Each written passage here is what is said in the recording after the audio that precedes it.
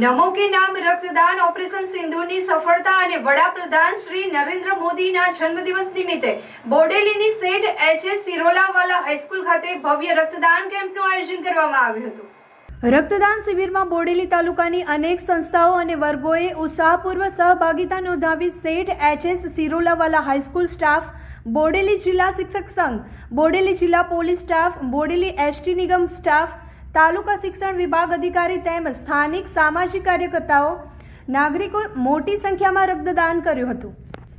Camp દરમિયાન જિલ્લા ભાજપ પ્રમુખ શ્રી ઉમેશ રાઠવા, હાઈસ્કૂલના આજીવન ટ્રસ્ટી, સમાજસેવક શ્રી ભાવેશભાઈ સિરોલાવાલા, તાલુકા શિક્ષણ પ્રમુખ અને અનેક શિક્ષકો પોતે પણ રક્તદાન કરી વડાપ્રધાનને જન્મદિવસની અનોખી ભેટ અર્પી છે।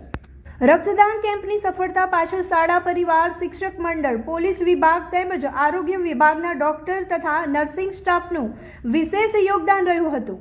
દેશના માનનીય યશસ્વી વડાપ્રધાન એવા આપણા નરેન્દ્રભાઈ મોદીના જન્મદિવસ નિમિત્તે આજરોજ બોડેલી ખાતે બોડેલીની નામાંકિત એવી સેઠ એચ.એસ. હાઈસ્કૂલમાં બ્લડ ડોનેશન કેમ્પનું આયોજન કરવામાં આવી રહ્યું છે।